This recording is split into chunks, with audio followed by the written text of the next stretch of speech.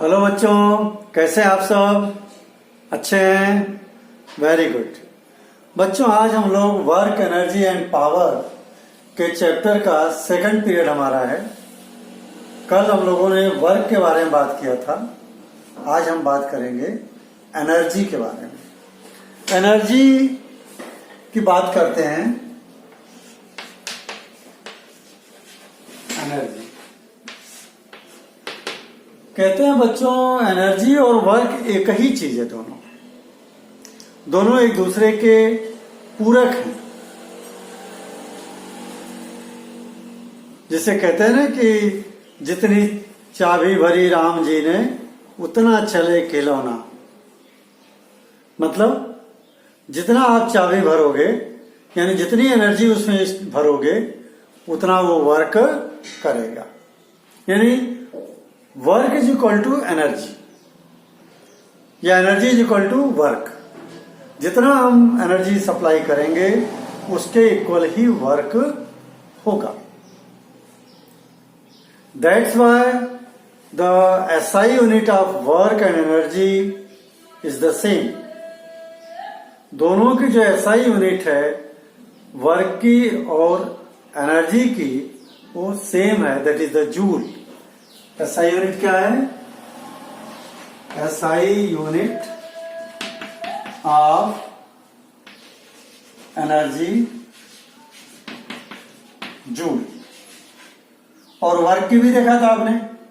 SI unit of work is equal to also joule. दोनों की SI unit same है, क्योंकि दोनों एक ही चीज है। जितना एनर्जी दोगे उसके इक्वल ही वर्क होगा। तो वर्क, एनर्जी क्या है? Ability to do work. किसी बॉडी में काम करने की कितनी एबिलिटी है, दैट इज द एनर्जी। यानी ability to do work is called energy. काम करने की जितनी एबिलिटी बॉडी में है वो ही एनर्जी है। यानी जितना आपकी बॉडी में एनर्जी होगी आप उतना ही काम करोगे। यानी काम करने की क्षमता उतनी ही है। There are two kinds of energy, types of energy.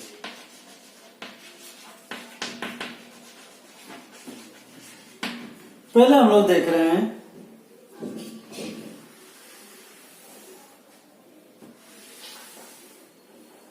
Types of energy में number 1 kinetic energy.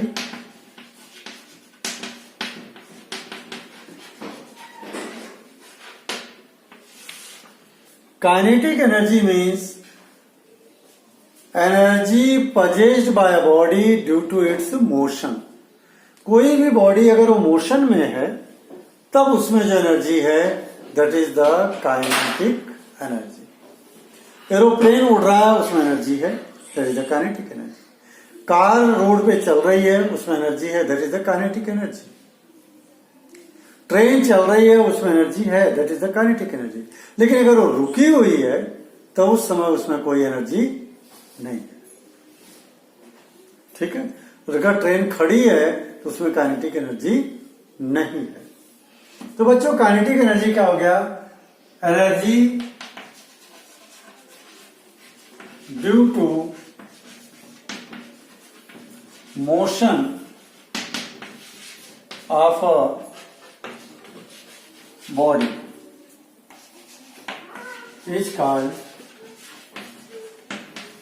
Kinetic energy. Example, moving car, aeroplane, football have kinetic energy. जो भी मूविंग कार है, मूविंग एरोप्लेन है, मूविंग फुटबॉल है, सब में क्या होगा? काइनेटिक एनर्जी होगी। यानी जो मोशन है वो एनर्जी की वजह से या एनर्जी मोशन की वजह से, दोनों बातें कह सकते हैं आप। तो काइनेटिक एनर्जी के अगर न्यूमेरिकल आते हैं तो हम कैसे करेंगे, उसके लिए एक फार्मूला डेरिवेशन देख लें।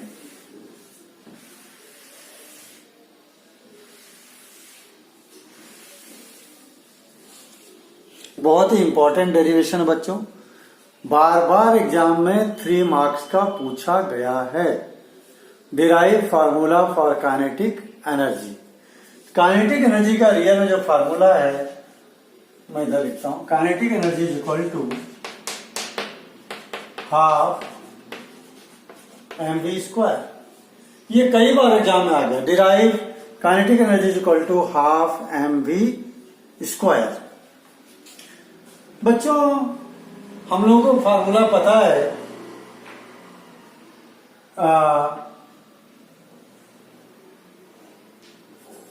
2as is equal to v² minus u²। ये मोशन की थर्ड इक्वेशन। कौन सी? Third equation of motion. Suppose a body start moving from rest. अगर कोई बॉडी रेस्ट से स्टार्ट करे मूव करना तो उसकी इनिशियल वेलोसिटी कितनी हो जाएगी? 0। If body start from rest, अगर बॉडी स्टार्ट कर रेस्ट से, then u is equal to 0।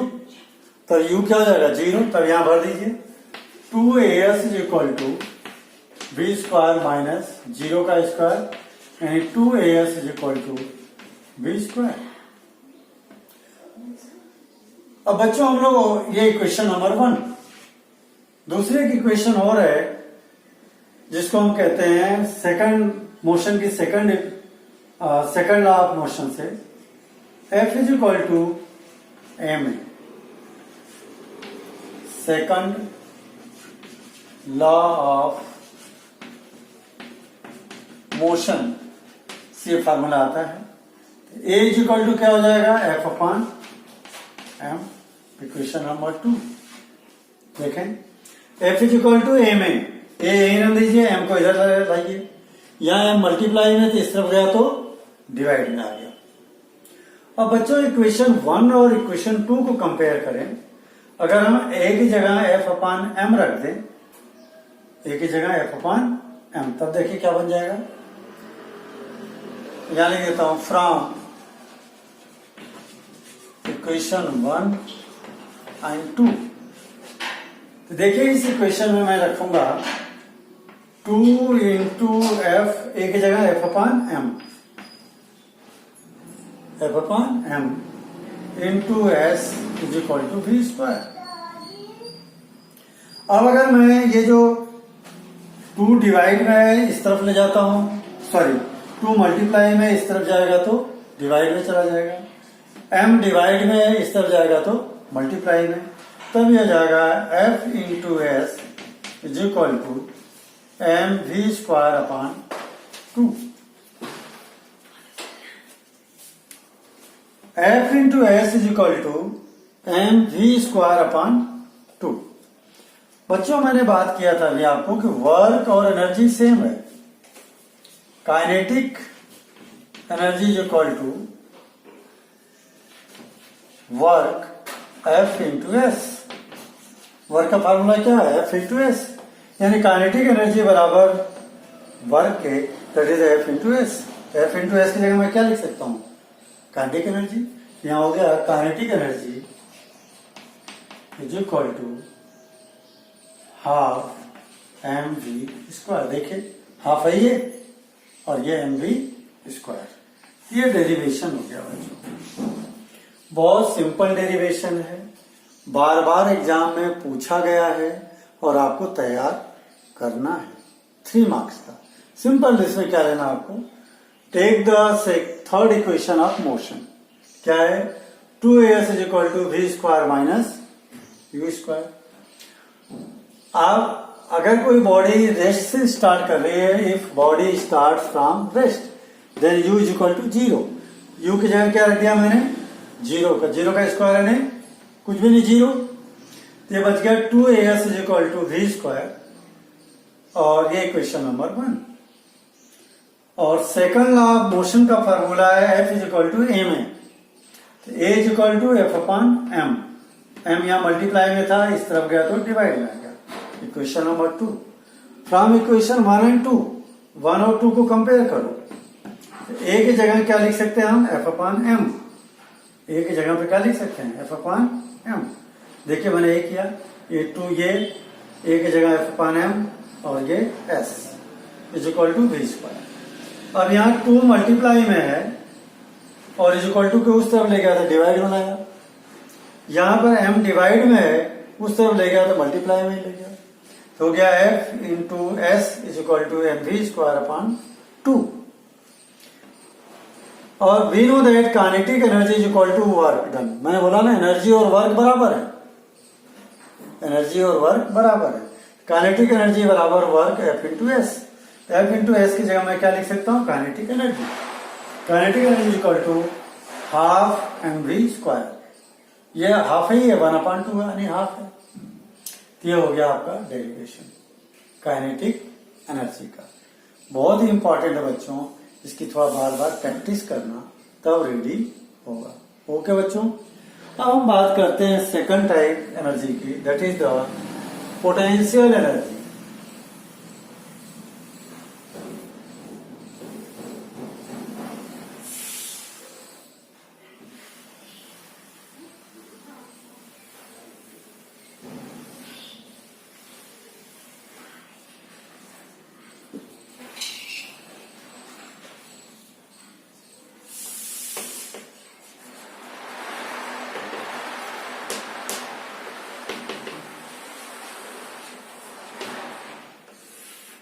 Actual में पोटेंशियल एनर्जी को एक तरह से हम लोग स्टोर्ड एनर्जी भी कहते हैं, जमा हुई एनर्जी।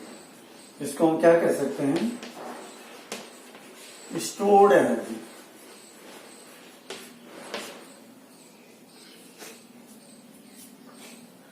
देखो कैसे स्टोर्ड एनर्जी है, जैसे मान लो मेरे हाथ में ये एक ब्रिक्स है, ये जमीन पे रखी हुई है, जमीन पे रखी हुई है तो इसमें कोई एनर्जी नहीं है, इट हैज नो एनर्जी। लेकिन इसको जमीन पर रखी हुई है, कोई एनर्जी नहीं, और जब मैंने इसको ऊपर उठाया, अब इतनी हाइट पे ले आया मैं, ठीक, अब इसके अंदर बच्चों एनर्जी आ गई है, एनर्जी जमा हो गई है।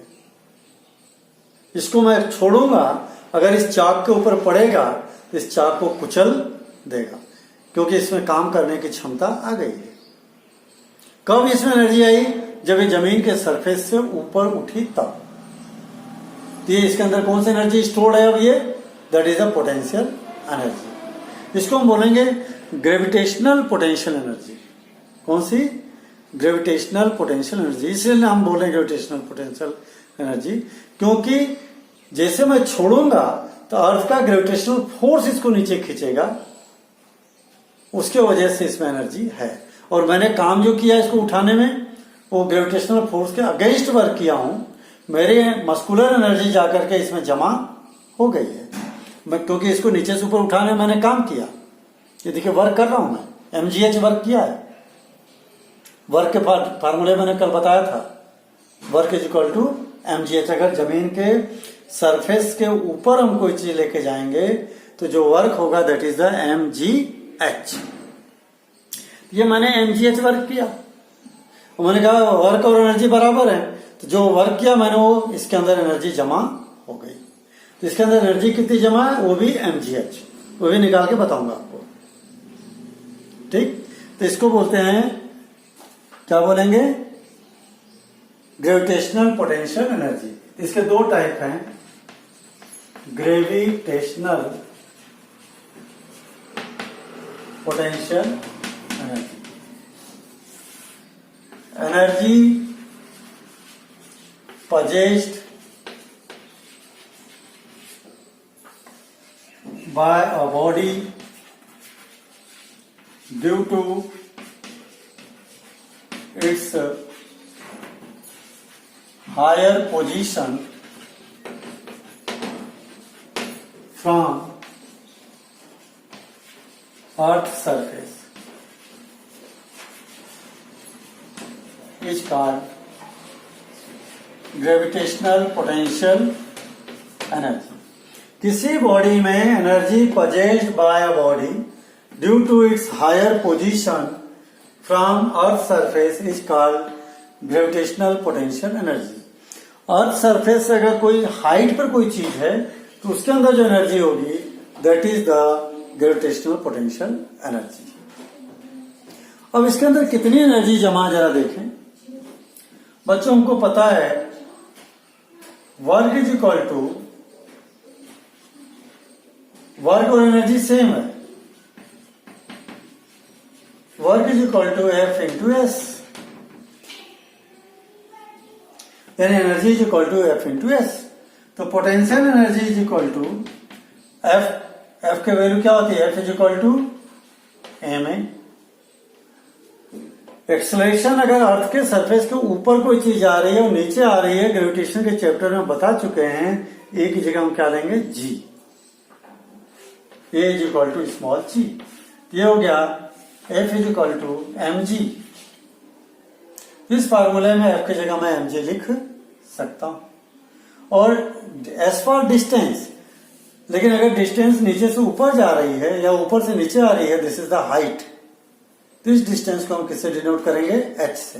तो S is equal to h. Now put the value of F that is the m g, S that is the h. ये हो गया एम जी एच.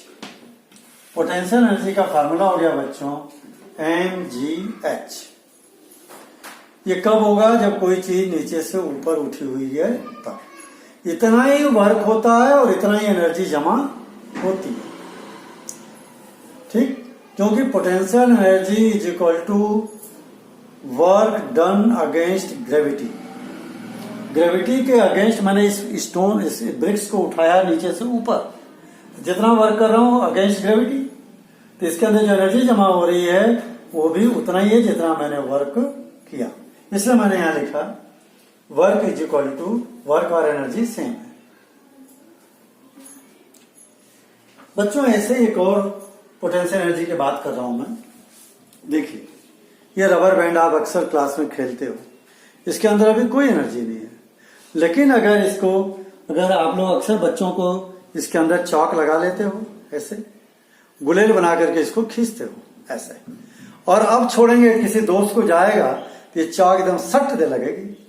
यानी अभी तक तो कोई एनर्जी नहीं है, लेकिन जैसे इसको खींचा इसके अंदर एनर्जी आ गई. क्यों आई? Due to change its shape. इसका जो शेप चेंज हुआ उसके वजह से इसमें एनर्जी है. तो शेप में जो चेंज होता है उसके वजह से जो एनर्जी आती है that is also potential energy. वो भी इसके अंदर स्टोर्ड हो गई है. अपन खेलते समय देते हैं ना, जैसे मान लो आपको बगल वाले दोस्त को मारना है तो रबर बैंड से सिर्फ टन दे देते हो, गई चाक. ठीक, खींच करके हाथ पे मारते हैं तो एकदम चेटता है, एकदम लगता है. जब खींचे रहते हैं तो इसमें अंदर जब एनर्जी है कौन सी? Potential energy. जब छोड़ेंगे तो एकदम स्पीड में आ जाएगा ये, तब काइनेटिक एनर्जी में चेंज हो गया. तो बात कर रहा था मैं, ये हो गई एक और टाइप हो गया. This is the elastic potential energy.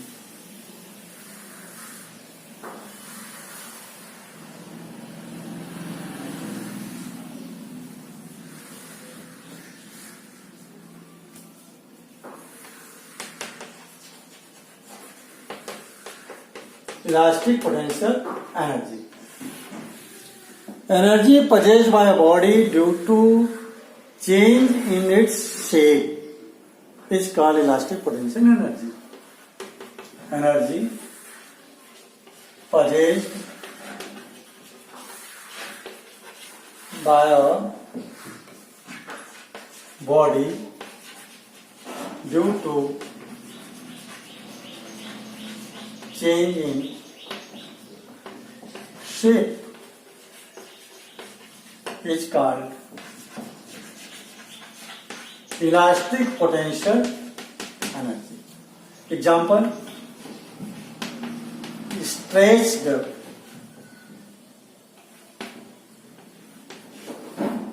Rubber, compressed spring, stretched और कंप्रेस्ड। कोई स्प्रिंग है उसको दबा के रखो, कंप्रेस करके रखो, तो भी उसके अंदर एनर्जी, छोड़ोगे एकदम तेजी से फैलेगी तो भी काम करेगी। या स्प्रिंग है उसको खींच के रखो तो छोड़ोगे तो एकदम पास आएगी तो भी काम करेगी। दोनों पोजीशन में स्ट्रेच्ड एंड कंप्रेस्ड स्प्रिंग के अंदर कौन से इलास्टिक पोटेंशियल एनर्जी। तो energy possessed by a body due to change in shape is called elastic potential energy। तो बच्चों पोटेंशियल एनर्जी दो तरह की पढ़ाई मैंने, ग्रेविटेशनल पोटेंशियल एनर्जी और इलास्टिक पोटेंशियल एनर्जी। दोनों की कंबाइंड डेफिनेशन लिखना होगा अगर पोटेंशियल एनर्जी की।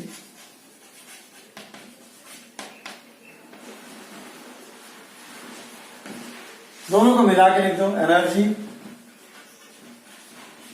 possessed by a body due to change in shape or its higher position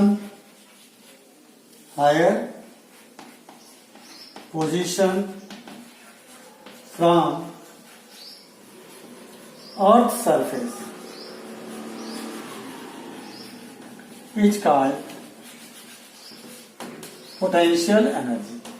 potential energy की कंबाइंड डेफिनेशन हो गई, energy possessed by a body due to change in shape or its higher position from Earth's surface is called potential energy। ठीक है, दोनों को मिला के लिख दिया डिफाइन। पोटेंशियल एनर्जी क्या है तो ये लिख दो, इलास्टिक पोटेंशियल एनर्जी क्या है तो ये लिख दो। यानी ये याद है तो दोनों याद है। देखो मजे की बात, अगर इलास्टिक पोटेंशियल एनर्जी आए ये हटा देना, हायर पोजीशन इसको हटा देना, सेम लिख देना। ग्रेविटेशनल पोटेंशियल एनर्जी क्या है तो इन शेप हटा देना, ठीक, बाकी रख देना। बच्चों ये बातें हो गई दोनों, लेकिन मैं थोड़ा सा आपको एक बात बताऊं, कई बार कई बॉडी ऐसी होती हैं जो जमीन से ऊपर भी होती है और मोशन में भी होती है, तब उसमें कौन सी एनर्जी है।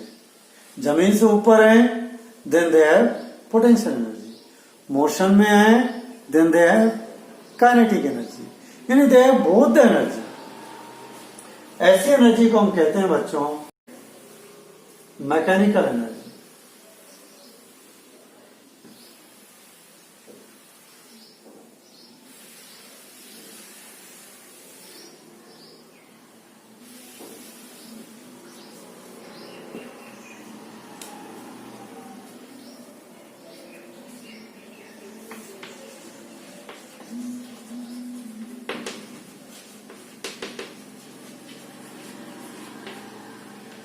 जरा देखो, अगर कोई ये पहाड़ी है ऐसी और अगर यहां पे एक पत्थर का टुकड़ा ही है, स्टोन, और अपन अगर उसको वहां से लुढ़का दिया, क्या कर दिया, लुढ़का दिया, तो ये इधर आ रहा है। Now it is in motion, so it has kinetic energy and it is higher than earth surface, earth surface से ऊपर है, तब इसमें दोनों एनर्जी है। It has kinetic energy plus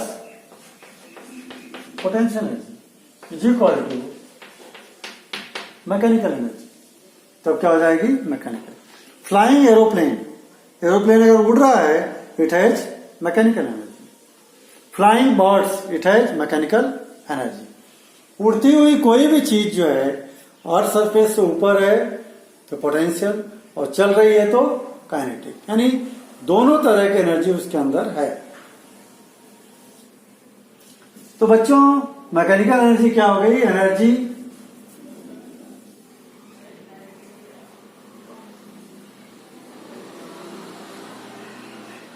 if a body body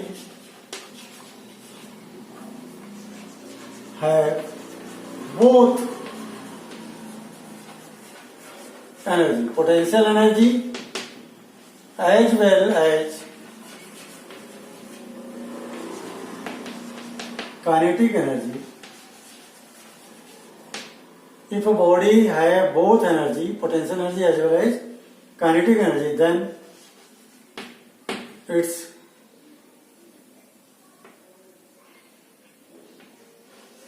together energy is called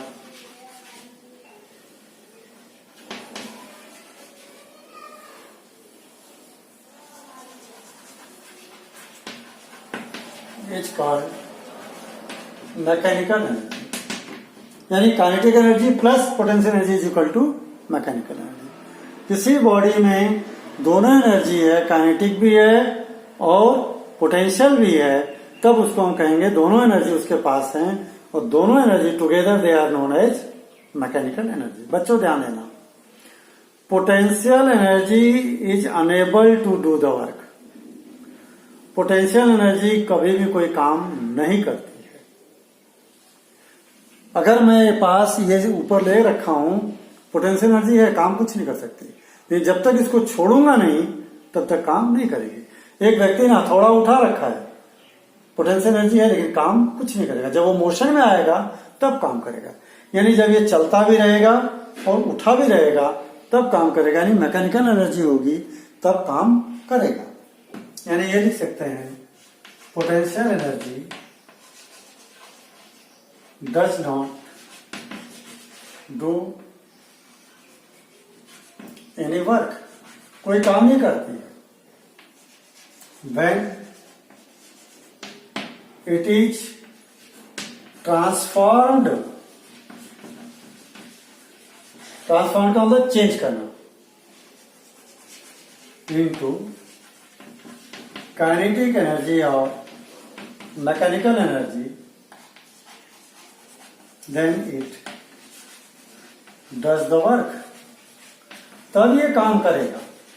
जब तक potential energy kinetic energy या मैकेनिकल एनर्जी में ट्रांसफॉर्म नहीं होगा तब तक वो वर्क नहीं करेगा.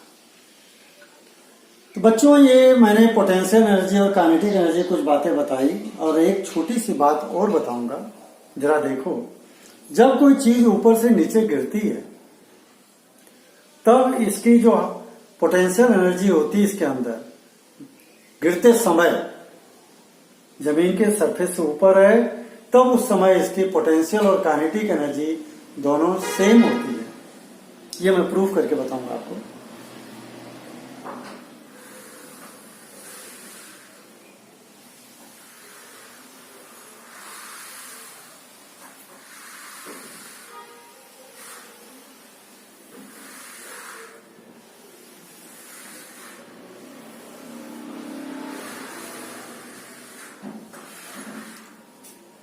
When a body fall down, जब कोई बॉडी ऊपर से नीचे करती है, then its potential energy is equal to kinetic energy, या kinetic energy is equal to potential energy.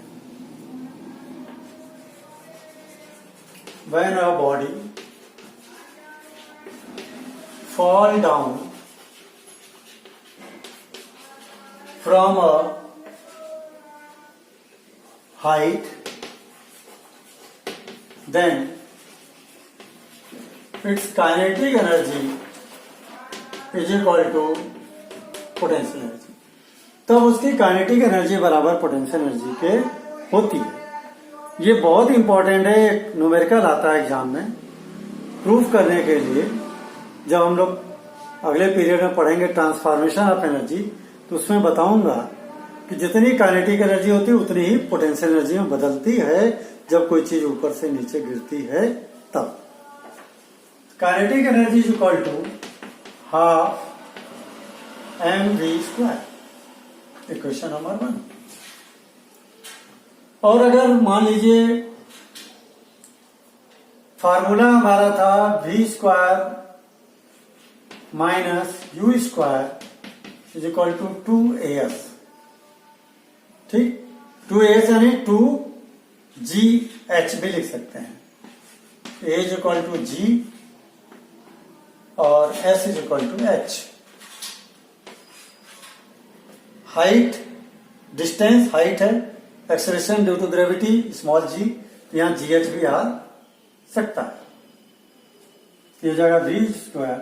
और अगर u इज इक्वल टू 0 है तो v यहां 0 हो जाएगा, तो v square is equal to 2gh।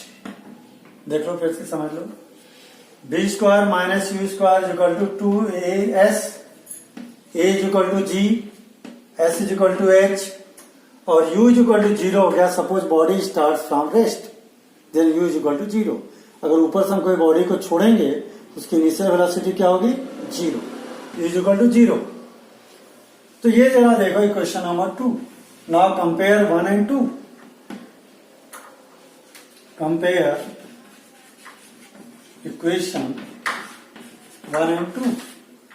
2 में अगर मैं v स्क्वायर की जगह ये रख दूं, देखिए kinetic energy is equal to half m, v square की जगह 2gh, 2 से 2 कैंसिल, क्या बचा, kinetic energy is equal to mgh। बच्चों ये प्रूफ हो गया कि kinetic energy is equal to mgh। फिर से समझ लो इसको, ये तभी बात लागू होगी जब कोई चीज ऊपर से नीचे आ रही है या नीचे से ऊपर जा रही है। बहुत ही इंपॉर्टेंट चीज है, आपको न्यूमेरिकल करने में मदद मिलेगी।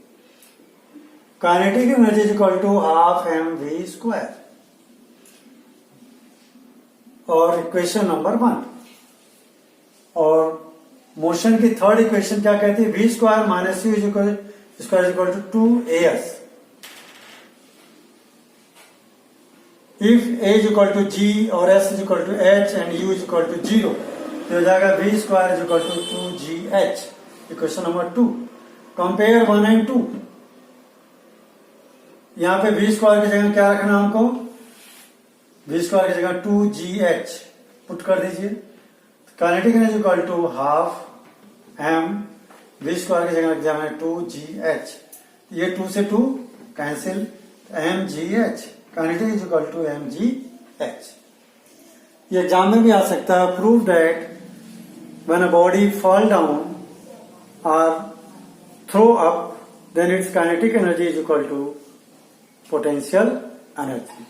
तब इसी तरह से आपको वेरीफाई करना है। तो बच्चों आज का टॉपिक हमारा यहीं तक रहेगा। कल हमारा ये टॉपिक आगे इसका लेंगे ट्रांसफॉर्मेशन ऑफ एनर्जी और पावर। ओके बच्चों, हैव ए गुड डे।